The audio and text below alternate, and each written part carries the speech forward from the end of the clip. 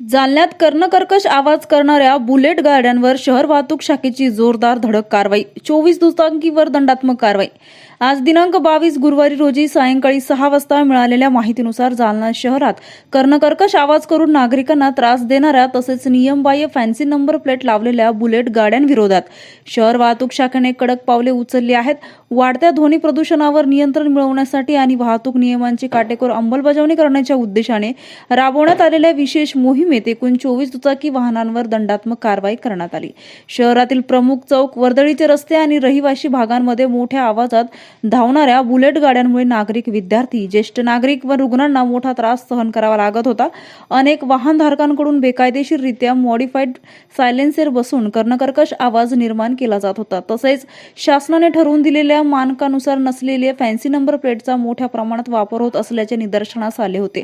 या पार्श्वभूमीवर शहर वाहतूक शाखेने अचानक विशेष तपासणी मोहीम हाती घेतली। या कारवाई दरम्यान नियमांचे उल्लंघन करणाऱ्या बुलेट गाड्यांवर अडवून तपासणी करण्यात आली। बेकायदेशीर सायलेन्सर, फॅन्सी नंबर प्लेट तसेच इतर वाहतूक नियमांचे उल्लंघन करणाऱ्या वाहनधारकांवर मोटार वाहन कायद्यानुसार दंड ठोठावण्यात आला।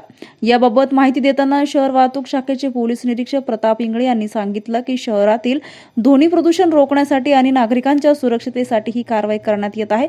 बुलेट गाड्यांमध्ये कोणत्याही प्रकारचे मॉडिफिकेशन करून सायलेन्सर बसवणे कायद्याने गुन्हा आहे। तसेच फॅन्सी नंबर प्लेट वापरणे नियमबाह्य आहे। अशा वाहनधारकांवर यापुढेही कठोर कारवाई करण्यात येईल। वाहनधारकांनी आपल्या दुचाकी वाहनांवर शासनमान्य नंबर प्लेट वापराव्यात, कोणत्याही प्रकारचे बेकायदेशीर बदल करू नयेत आणि वाहतूक नियमांचे पालन करावे असे आवाहनही त्यांनी यावेळी केले। शहर वाहतूक शाखेच्या या धडक कारवाईमुळे नियमभंग करणाऱ्या वाहनधारकांमध्ये खळबळ उडाली असून सामान्य नागरिकांनी मात्र या कारवाईचे स्वागत केले आहे। येत्या काळात अशा मोहिमा अधिक तीव्र करण्यात येणार असल्याचे संकेत पोलीस प्रशासनाने दिले आहेत। सदर कारवाई पोलीस अधीक्षक अजय कुमार बन्सल, अप्पर पोलीस अधीक्षक आयुष नोपाणी आणि उपविभागीय पोलीस अधिकारी अनंत कुलकर्णी यांच्या मार्गदर्शनाखाली पोलीस निरीक्षक प्रताप इंगळे, पोलीस उपनिरीक्षक प्रदीप घोरपडे, पोलीस उपनिरीक्षक शेळके, पोलीस हवालदार किरण कनखर, पोलीस हवालदार कायंदे, बोरकर, पोलीस हवालदार पवार, बनसोडे, पोलीस शिपाई चव्हाण, पोलीस शिपाई कुंडलकर, घुले, महिला पोलीस श्रीसागर, पोलीस शिपाई सुलाने, पोलीस शिपाई घोडके, पोलीस शिपाई तडवी, पोलीस शिपाई लांगे यांच्यासह पोलीस कर्मचारी यांनी ही कारवाई केली आहे।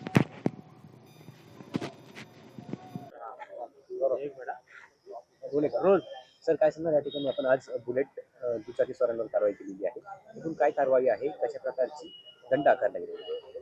आज रोजी आपल्या जिल्ह्याचे माननीय पोलीस अधीक्षक श्री अजय कुमार बन्सल सर, अपर पोलीस अधीक्षक माननीय श्री आयुष नोपानी सर, जालना उपविभागीय पोलीस अधिकारी कुलकर्णी सर यांच्या मार्गदर्शनानुसार, आदेशानुसार आज रोजी संपूर्ण जालना जिल्ह्यामध्ये जे मॉडिफाय केलेले बुलेट सायलेन्सर आहे, फटाके फोडून जनतेला त्रास होतो आणि त्या बुलेटवर काही नंबर, बनावट नंबर किंवा फॅन्सी नंबर प्लेट आहे, अशा बुलेटवर कारवाई करण्यासंबंधाने विशेष मोहिमेचं आयोजन आज जिल्ह्याभरात करण्यात आलेलं आहे।